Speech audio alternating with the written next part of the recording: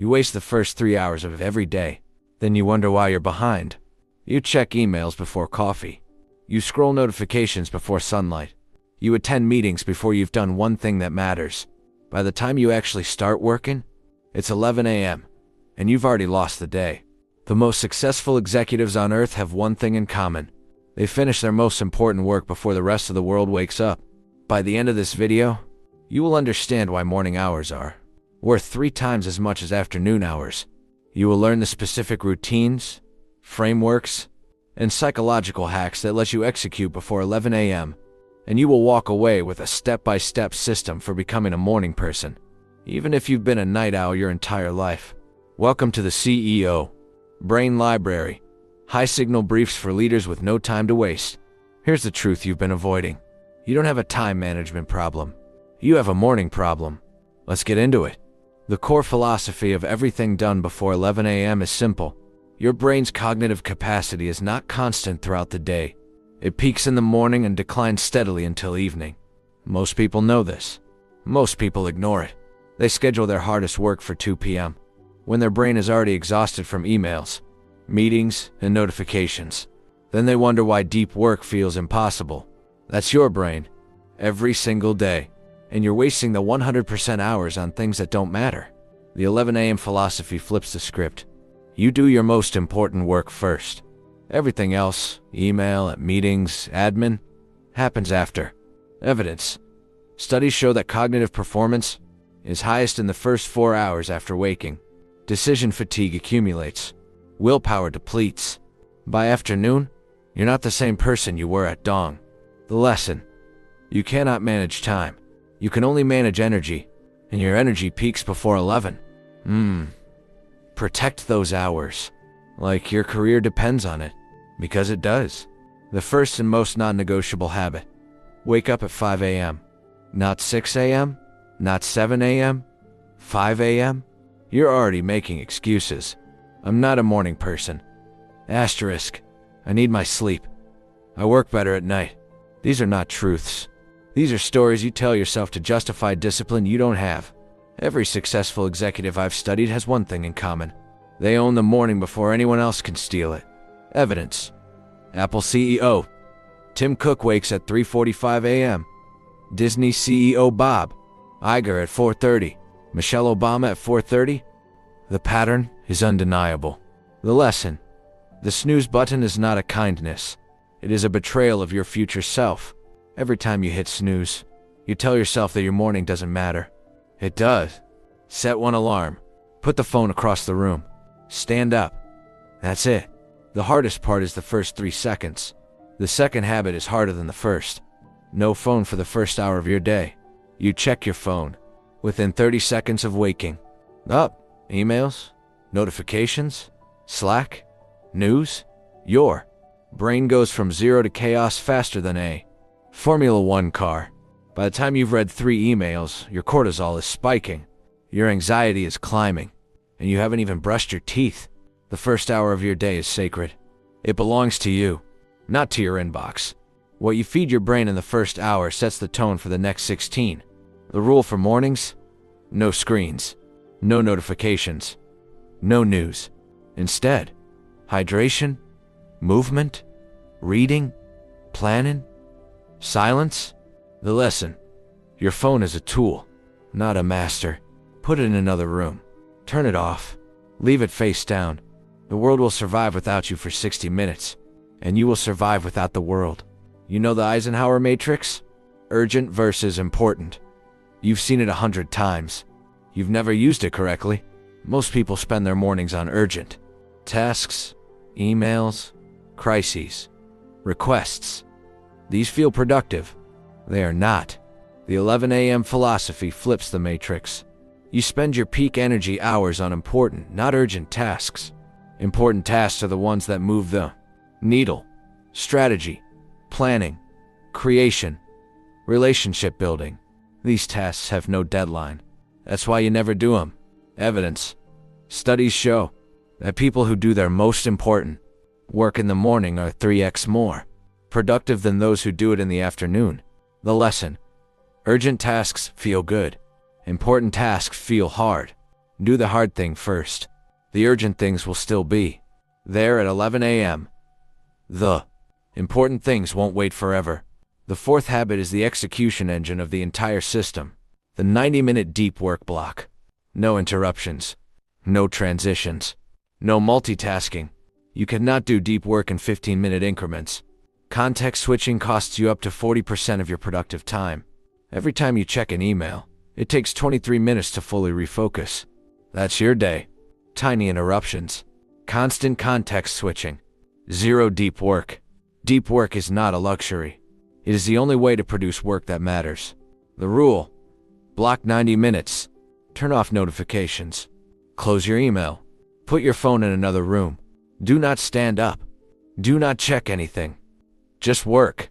The lesson: you cannot do deep work in an open office. You cannot do deep work with Slack open. You cannot do deep work with your phone on the desk. Design your environment for focus, then execute. The fifth habit is brutal and necessary. The 3-task rule. You only do 3 things before 11 a.m. Your to-do list has 20 items. You will not finish 20 items. You will start 20 items. You will finish 0. Task switching is not productivity. It is the illusion of productivity. The rule: before you go to bed, write down 3 tasks for tomorrow, not 20. 3. These are the tasks that move the needle. Everything else is noise. The next morning, you do those 3 tasks. Nothing else. No email. No meetings. No Slack. Just the 3 tasks. Evidence: the most productive people in history had one thing in common: focus. They did one thing at a time. They finished before they started the next. The lesson: your brain cannot multitask. It can only switch between tasks poorly. Stop pretending you're different. You're nuts. Do one thing. Finish it. Then do the next. The 6th habit is the one that will cause you the most anxiety. Email. After 11 a.m. only. You check email first thing in the morning. You tell yourself it's staying on top of things. It's not. It's letting other people set your agenda. Every email you read before 11 a.m. is someone else's priority, not yours. The 11 a.m. philosophy is simple. Your morning belongs to you. The afternoon belongs to everyone else. The rule: do not open email before 11 a.m. Not once. Not just to check. The moment you open it, you lose.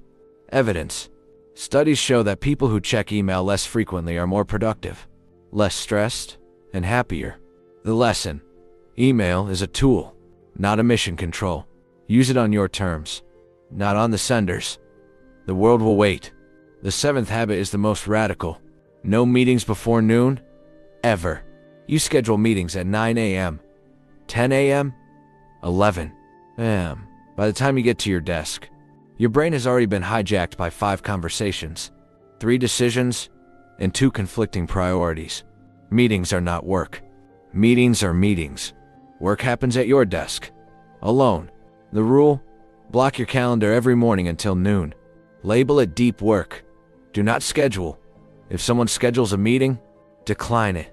Suggest an afternoon slot. Evidence: the most productive companies, Apple, Google, Microsoft, have meeting-free mornings. Not because they hate collaboration, because they value execution. The lesson: your calendar is not a suggesting box. It is a declaration of priorities. Protect your mornings like a fortress, or watch them get stolen by people who don't respect your time. Let me give you something the book won't, and something you won't do. I tested the 11 a.m. philosophy last month. I committed to 3 tasks. No phone, no email, no meetings. Just deep work until 11 a.m. The first week was agony. My brain screamed for notifications. My hand reached for my phone 60 times. By 11 a.m., I felt like I had run a marathon. Then something shifted. Week 2. By 9 a.m., I had finished everything that used to take me all day. I sat at my desk at 10 a.m. with nothing to do but think. I had never experienced that feeling before. Empty calendar. No urgent fires. Just space. The lesson: you won't try this. Because the withdrawal is real. Because checking your phone feels like breathing. Because you're addicted to the dopamine hit of a new email. But if you can survive the first week, you will never go back. The 11 a.m. philosophy is not a productivity hack. It is a liberation. 3 things. No excuses. Do them. First, set one alarm for 5 a.m. Put your phone across the room tonight. Tomorrow morning, stand up. That's it. One day at a time. Second, block your calendar until noon. Right now, open your calendar. Block every morning for the next month. Label it deep work. Do not schedule. Third, pick 3 tasks for tomorrow. Before you go to bed tonight, write down 3 tasks, not 20. 3. Tomorrow, do nothing else until they are done. That's a time management upgrade. 0 cost, 0 permission. The only thing stopping you is your addiction to urgency. You waste the first 3 hours of it every day, then you wonder why you're behind. Not anymore. The 7 principles of the 11 a.m. philosophy. 1. Wake at 5 a.m. No snooze. No excuses. 2. No phone for the first hour. Your brain needs silence. 3. The Eisenhower Matrix on steroids. Important before urgent. 4. 90-minute deep work blocks. No interruptions. 5. The 3-task rule. Do 3 things. Finish them. 6. Email after 11 a.m. only. Your morning is yours. 7. No meetings before noon. Calendar is fortress. Say them out loud. Right now. Commit them to memory. The person who owns the morning owns the day. The person who owns the day owns their career. The person who owns their career owns their life. And as a reward for those of you who made it through, because most people click away when confronted with the truth that they are wasting their mornings, here's your well-deserved bonus. Everything you learned today is useless if you don't act tomorrow morning. Not next Monday. Not next month. Tomorrow. Knowing that 5 a.m. is optimal doesn't get you out of bed. Getting out of bed gets you out of bed. The difference between the 1% and the 99% is not knowledge. It is execution. Start tomorrow. Not because it's easy, because it's hard. And hard is where growth lives. This is the CEO Brain Library. High signal briefs for leaders with no time to waste. If this landed, and it probably made you uncomfortable, subscribe. Until next time, own the morning.